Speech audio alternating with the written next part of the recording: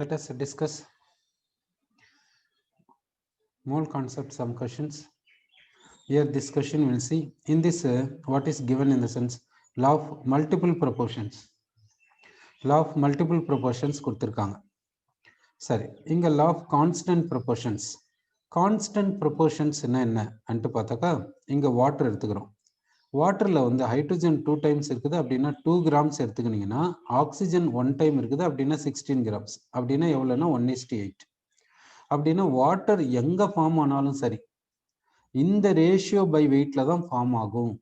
எந்த chemical ரியாக்ஷன்ல water form ஆனாலும் சரி அந்த வாட்டர்ல இந்த வெயிட் ரேஷியோ பார்த்தீங்கன்னா இந்த ரேஷியோ தான் இருக்கும்ன்ட்டு இந்த கான்ஸ்டன்ட் ப்ரொபோர்ஷன் சொல்லுது. சரி, மல்டிபிள் ப்ரொபோர்ஷன்னா என்ன அன்ட்டு பார்க்கலாம். மல்டிபிள் ப்ரொபோர்ஷன்னா இப்போ என்ன எடுத்துக்கிறோன்னா NO எடுத்துக்கலாம், நைட்ரிக் ஆக்சைடு. நைட்ரிக் ஆக்சைடில் நைட்ரஜன் 1 டைம் இருக்குது, அதுக்கு 14 அட்டாமிக் மாஸ். ஆக்சிஜன் பார்த்தீங்கன்னா 16. அப்போன்னா எவ்வளோ ரேஷியோ வருதுன்னாக்கா 7:8. இப்போ NO2 எடுத்துக்கிறேன் நான், நைட்ரஜன் டை ஆக்சைடு. நைட்ரஜன் வந்து 1 டைம் இருக்குது 14, ஆக்சிஜன் 2 டைம்ஸ் இருக்குது 32. அப்போ இதுக்கு ரேஷியோ பார்த்தீங்கன்னா 7:16. இப்போ நைட்ரஜன் இங்கேயும் ஃபிக்ஸ்டு 7:7. அப்போ ஆக்சிஜனை பார்க்கலாம். ஆக்சிஜன் இங்கே 8, இங்கே 16. அந்த ரேஷியோ பார்த்தீங்கன்னா 1:2. அப்போ மல்டிபிள் ப்ரொபோர்ஷன்ஸ்னா என்ன பண்ணனா 2 டிஃப்ரெண்ட், அதாவது ஒரு எலிமெண்ட் சேமா இருக்கணும், இன்னொரு எலிமெண்ட் இப்படி எடுத்துக்கலாம். 2 டிஃப்ரெண்ட் எலிமெண்ட்ஸ் எடுத்துக்கினீங்க, காம்பவுண்ட்ஸ் ஃபார்ம் பண்ற காம்பவுண்ட்ஸ் எடுத்துக்கோங்க. அதாவது ஒரு example nitric oxide, nitrogen di oxide. இங்க ரேஷியோ பை வெயிட் பாருங்க, இங்க ரேஷியோ பை வெயிட் பாருங்க. ஒரு எலிமெண்ட்டினுடைய வெயிட்டை ஃபிக்ஸ் பண்ணிடுங்க. ஒரு எலிமெண்ட்டினுடைய வெயிட்டை ஃபிக்ஸ் பண்ணியாச்சு. அதர் எலிமெண்ட்டினுடைய வெயிட்டை பார்த்தீங்கன்னா சிம்பிள் ரேஷியோல இருக்கும். இதுதான் மல்டிபிள் ப்ரொபோர்ஷன் சொல்லுது. சரி, ரெசிப்ரோக்கல் ப்ரொபோர்ஷன் இப்போ என்ன பண்ணலாம்னா 3 எலிமெண்ட்ஸ் எடுத்துக்கலாம். சப்போஸ் கார்பன் எடுத்துக்கலாம், ஹைட்ரஜன் எடுத்துக்கலாம், ஆக்சிஜன் எடுத்துக்கலாம்.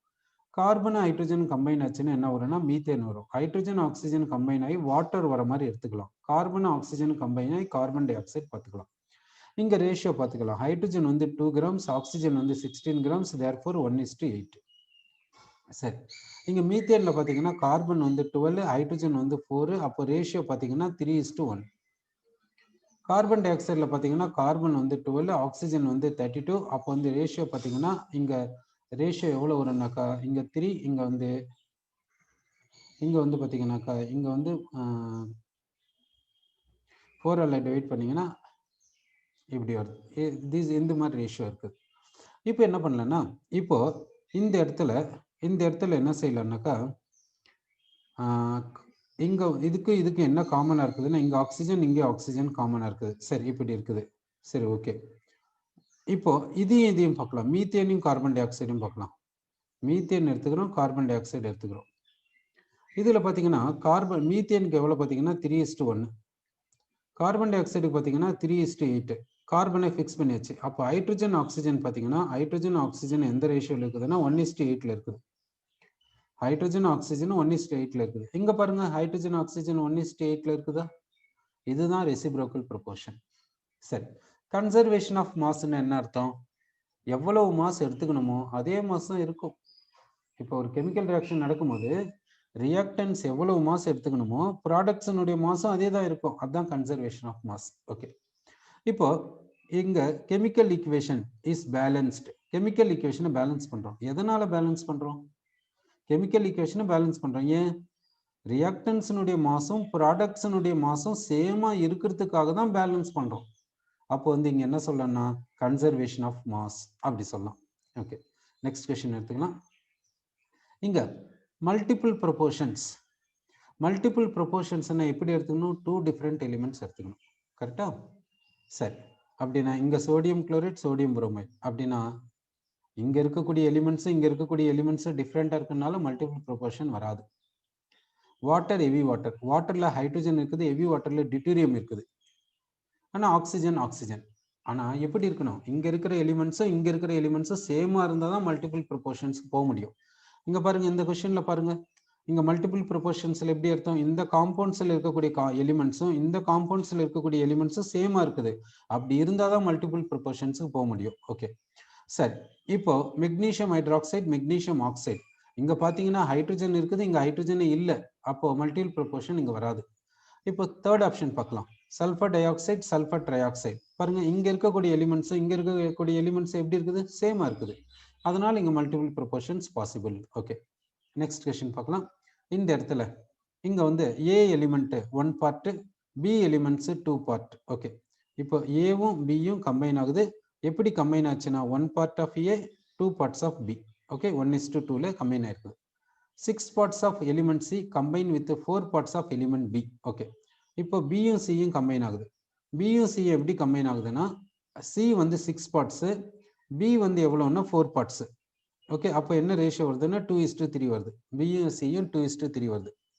அடுத்து if A and C combine together the ratio of their masses governed by. அப்போ ஏவும் சிக்கும் என்ன வந்துட்டு கேட்குறாங்க, ஏக்கும் சிக்கும். இப்போ என்ன பண்ணலாம்னா ஏபி பிசி எடுத்துக்கலாம். இப்போ ஏபி பிசி இப்படி எடுத்துக்கலாம். ஏபி பிசி, ஏபிக்கு என்ன சொல்றாங்க 1:2, பிசிக்கு என்ன சொல்றாங்க 2:3. பிசிக்கு வந்து 2:3. கரெக்டா? சரி, இது ரெண்டும் செட் ஆயிடுச்சு, சேம். அப்போ ஏசி என்ன வரும், ஏசி என்ன இருக்கணும் 1:3 இருக்கணும். அப்போ ஏசி என்ன இருக்குது 1:3 இருக்கணும். ஓகே, இதுதான் என்ன சொல்றோம் ரெசிப்ரோக்கல் ப்ரொபோர்ஷன்ஸ் சொல்றோம். ஓகே, நெக்ஸ்ட் கொஸ்டின் எடுத்துக்கலாம். இங்க வந்து பொட்டாசியம் எதோட கம்பைன் ஆகுதுன்னா 35 37ஓட கம்பைன் ஆகுது. அதனால உங்களுக்கு KCl 2 கிடைக்குது. என்ன KClனா ஒரு KClல வந்து Clக்கு 35 இருக்கும், இன்னொரு KClல Clக்கு 37 இருக்கும். இப்போ கான்ஸ்டன்ட் ப்ரொபோர்ஷன்ஸ் என்ன, டெஃபினைட் மாசஸ் கம்பைன் ஆகணும். மல்டிபிள் ப்ரொபோர்ஷன்ஸ் என்ன, 2 டிஃப்ரெண்ட் எலிமெண்ட்ஸ் எடுத்துக்கணும், டிஃப்ரெண்ட் காம்பவுண்ட்ஸை ஃபார்ம் பண்ணணும். ரெசிப்ரோக்கல் ப்ரொபோர்ஷன்ஸ் என்னென்னா 3 எலிமெண்ட்ஸ் எடுத்துக்கிறோம், டிஃப்ரெண்ட் காம்பவுண்ட்ஸ் எடுத்துக்கிறோம், அந்த ரேஷியோஸ் பார்த்தீங்கன்னா எப்படி இருக்கணும்னு பார்த்துருக்கோம். அப்போ இது எதில் வருது, இது ரெண்டுமே ஐசோடோப்ஸ். அப்போ வந்து கான்ஸ்டன்ட், மல்டிபிள், ரெசிப்ரோக்கல் இதுலலாம் வராது. ஓகே, நெக்ஸ்ட் எடுத்துக்கிறோம். இந்த ரியாக்ஷனில் பார்த்தீங்கன்னாக்கா இப்போ இந்த ஈக்குவேஷன் பார்த்தீங்கன்னா நைட்ரஜன் வந்து கேஸ், அடுத்து ஹைட்ரஜன் பார்த்தீங்கன்னா கேஸ், அடுத்து அமோனியா பார்த்தீங்கன்னா கேஸ், எல்லாமே கேஸ். எல்லாமே கேஸ்ல இருக்கும் போது ஈக்குவேஷன்ல இருக்கக்கூடிய ஈக்குவேஷன்ல கேஸஸை எப்படி படிக்கலாம்? இப்போ இந்த ஈக்குவேஷன் எப்படி படிக்கலாம், மோல்ஸ்ல படிக்கலாம், மாலிகுல்ஸ்ல படிக்கலாம், ஈவன் மாஸ்ல வேணா கூட மாஸ்ல படிக்கலாம். இதை வால்யூம்ஸ்ல சொல்லணும்னா சொல்லலாம், ஏன்னா கேஸ்ல இருக்கு. கேஸா இருந்தா மட்டும் வால்யூம்ஸ்ல சொல்லலாம். இல்லைன்னா ஈக்குவேஷனை எப்படி ட்ரீட் பண்ணலாம், மாலிகுல்ஸ் வழியா ட்ரீட் பண்ணலாம், மோல்ஸ் வழியா ட்ரீட் பண்ணலாம், மாஸ் வழியா ட்ரீட் பண்ணலாம்.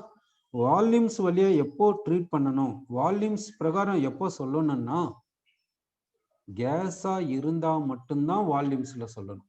இங்க ரேஷியோ ஆஃப் வால்யூம்ஸ் சொல்லியிருக்காங்கல்ல, ரேஷியோ ஆஃப் வால்யூம்ஸ் இவ்வளவு சொல்லியிருக்காங்க. வால்யூம்ஸ்ல எப்போ சொல்லணும்னா கேஸா இருந்தா சொல்லலாம். அப்போ இதனுடைய கோஎஃபிஷியன்ட் 1, அதனால இது 1 வால்யூம் சொல்லலாம். இது என்ன கேஸ், இதுவும் கேஸ். இதனுடைய கோஎஃபிஷியன்ட் 3, அதனால இது 3 வால்யூம்ஸ் சொல்லலாம்.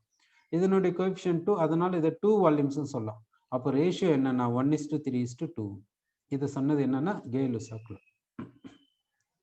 இதை எப்படி படிக்கலாம்னா 1 மோல் 3 மோல்ஸ் 2 மோல்ஸ் அப்படி படிக்கலாம். 1 மாலிகுல் 3 மாலிகுல்ஸ் 2 மாலிகுல்ஸ் அப்படி படிக்கலாம்.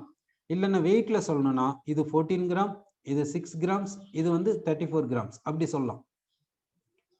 ஓகே, வெயிட்ல எப்படி சொல்லணும்னா இந்த 1 மோல 14, இது 1 மோல் இல்லை, அதனால 28 கிராம்ஸ் சொல்லணும். இங்க 28 கிராம்ஸ், இங்க 6 கிராம்ஸ், இங்க 34 கிராம்ஸ் அப்படி சொல்லணும். 14 சொல்லக்கூடாது, 24 கிராம்ஸ் சொல்லணும். சாரி 28 கிராம்ஸ் சொல்லணும் N2க்கு. ஓகேவா? அப்படின்னா மாஸ்ல சொல்லலாம். அப்போ வால்யூம்ஸ்ல ஏன் சொன்னோம்னா இது கேஸஸா இருக்கிறதுனால வால்யூம்ஸ்ல சொன்னோம். இது 1 வால்யூம், இது 3 வால்யூம்ஸ், இது 2 வால்யூம்ஸ் இது போல வால்யூம்ல சொல்லியிருக்கோம். சரி, ஓகே, இது வந்து கே-லூசாக்ல. ஓகே, நெக்ஸ்ட் கொஸ்டின் எடுத்துக்கலாம்.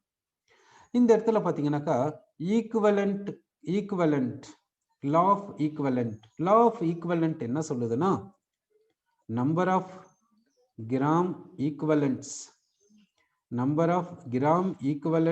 of substances reacting always in a same manner. So ஒரு ரியாக்ஷன் எடுத்துக்கிட்டீங்கன்னா அந்த ரியாக்ஷன்ல இருக்கக்கூடிய எல்லா ரியாக்டன்ஸும் சேம் கிராம் ஈக்குவலன்ஸ்ல தான் ரியாக்ட் ஆகும், சேம் கிராம் ஈக்குவலன்ஸ்ல தான் ப்ரொடியூஸ் ஆகும். அதுதான் law of equivalent. Correctly law of ஈக்குவலன்ஸ்னா அதான்.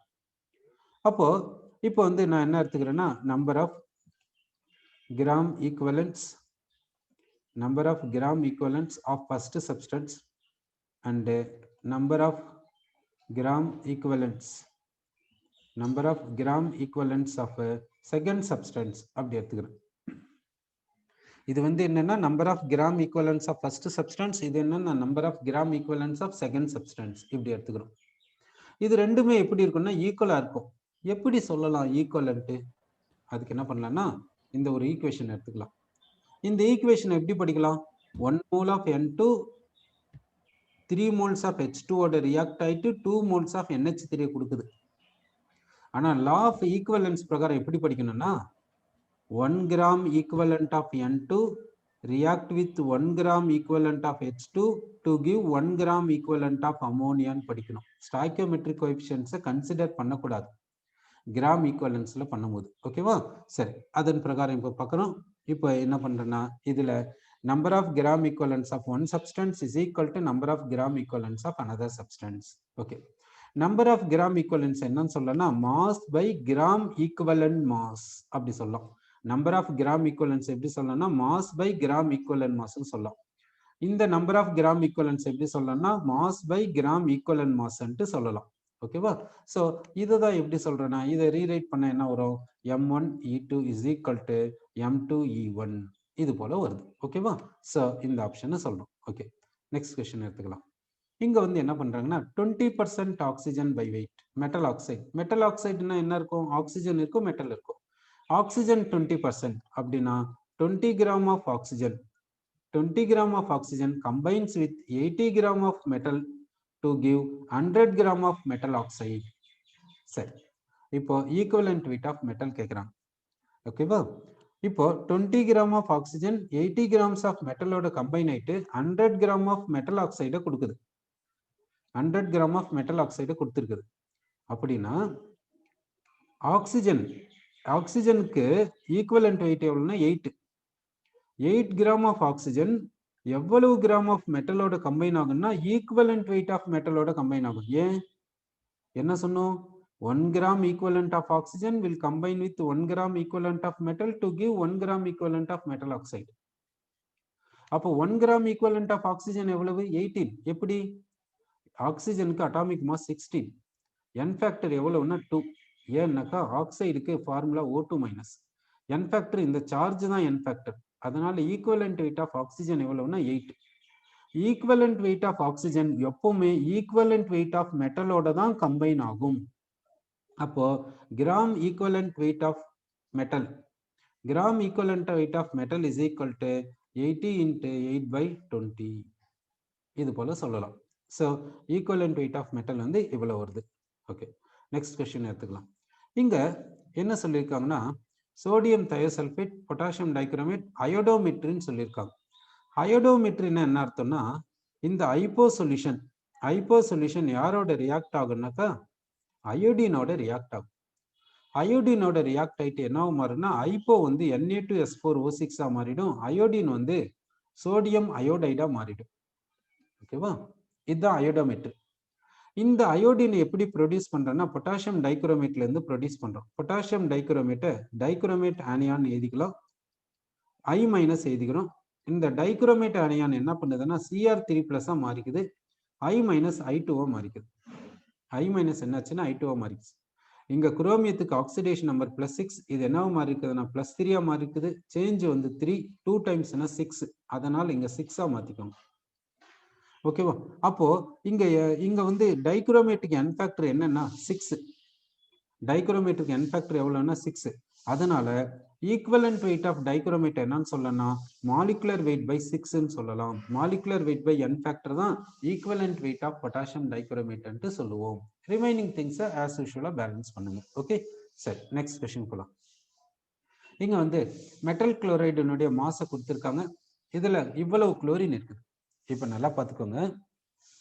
குளோரின் பாத்தீங்கன்னா குளோரின் எப்படி சொல்லுவோம்? இதனுடைய அட்டாமிக் மாஸ் பாத்தீங்கன்னா 35.5, n ஃபேக்டர் எவ்வளவுனா 1. அப்படின்னா இங்க குளோரின் எவ்வளவு இருக்குது? ஈக்குவலன்ட் வெயிட் தான் இருக்குது. அப்போ equivalent weight of chlorine equivalent weight of மெட்டலோட தானே கம்பைன் ஆகும். அப்போதானே மெட்டல் குளோரைடு ஃபார்ம் ஆகும். அப்போ ஈக்குவலன்ட் மாஸ் ஆஃப் குளோரின் எவ்வளவுனா 35.5. அது யாரோட கம்பைன் ஆகும்? ஈக்குவலன்ட் மாஸ் ஆஃப் மெட்டலோட கம்பைன் ஆகும். ஈக்குவலன்ட் மாஸ் ஆஃப் மெட்டலோட கம்பைன் ஆகுது. ஈக்குவலன்ட் மாஸ் ஆஃப் மெட்டலோட கம்பைன் ஆயிட்டு gram equivalent mass of metal chloride கொடுக்குது. Gram equivalent mass of metal chloride கொடுக்குது. அது எவ்வளவுன்னா 74.5 கிராம். ஏன்னா இது ஈக்குவலன்ட் மாஸ்னா ஈக்குவலன்ட் மாஸ் யாரோட கம்பைன் ஆகும்? ஈக்குவலன்ட் மாஸ் ஆஃப் மெட்டலோட தானே கம்பைன் ஆகும். கம்பைன் ஆச்சுன்னா இந்த டோட்டல் வெயிட் கிடைக்கும்ல. அப்போ ஈக்குவலன்ட் வெயிட் ஆஃப் மெட்டல் எவ்வளவு? இந்த டிஃபரன்ஸை பாருங்க. இந்த டிஃபரன்ஸ் தான் என்னன்னு சொல்லனாக்கா, இந்த டிஃபரன்ஸ் தான் என்னன்னு சொல்லனாக்கா இப்படி சொல்லலாம். ஓகே, ஸோ அப்போ என்ன வருதுனாக்கா இப்படி சொல்லலாமா? இங்க 5, இங்க 5, இங்க 4. அப்படின்னா எவ்வளவு வருதுனாக்கா இவ்வளவு வரலையே. ஈக்குவலன்ட் ரேட் ஆஃப் மெட் இது வந்து 35.5, இங்க 5 வந்துச்சு, இது 4 1 5 வந்துச்சு, 7 இங்க 7. ஓ இப்படி பார்க்கணும்ல. அப்போ இந்த இடத்துல என்ன வரும்னா 41 வராது. இந்த இடத்துல எவ்வளவு வரும்னாக்கா இங்க 9 எடுத்துக்கலாம். 9 5 14 ரிமைனிங் 1, அப்போ இங்க 3, அப்போ 39 வருது. அப்போ இதுக்கு ஈக்குவலன்ட் வெயிட் எவ்வளோன்னா 39 சொல்றோம். ஓகே, இப்போ நெக்ஸ்ட் கொஸ்டின் போகலாம். இங்க நம்பர் ஆஃப் ஹீலியம் ஆட்டம்ஸ் கேட்குறாங்க. இங்க எவ்வளவு கொடுத்துருக்காங்கன்னா 100U கொடுத்துருக்காங்க. ஓகேவா? அப்படின்னா என்ன பண்றீங்கன்னா நம்பர் ஆஃப் ஆட்டம்ஸ் என்னன்னா இந்த 100U எடுத்துக்கோங்க. இது அட்டாமிக் மாஸால டிவைட் பண்ணுங்க. இது 100U அட்டாமிக் மாஸும் U. இப்போ டிவைட் பண்ண எவ்வளவு வருது? 25 வருது. அப்படின்னா ஒரு ஹீலியம் ஆட்டம் எடுத்தா 4U. ஒரு ஹீலியம் ஆட்டம்க்கு 4U. ஓகே, 1 ஹீலியம் ஆட்டம்னா அதுக்கு மாஸ் எவ்வளவுனா 4U. ஒரு ஹீலியம் ஆட்டம்னுடைய மாஸ் எவ்வளவுனா 4U. இங்க எவ்வளவு கொடுத்திருக்காங்க? 100U கொடுத்திருக்காங்க. அப்ப 100Uனா எத்தனை ஹீலியம் ஆட்டம்ஸ் இருக்கும்? Uன்றது யூனிஃபைடு மாஸ். 4Uல ஒரு ஹீலியம் ஆட்டம் இருக்குது. அப்ப 100Uல எத்தனை ஹீலியம் ஆட்டம்ஸ் இருக்கும்? ஓகேவா? சரி, அப்ப எத்தனை ஹீலியம் ஆட்டம்ஸ் இருக்குன்னாக்கா 25 ஹீலியம் ஆட்டம்ஸ் இருக்கும்னு சொல்றோம். Okay, let us complete.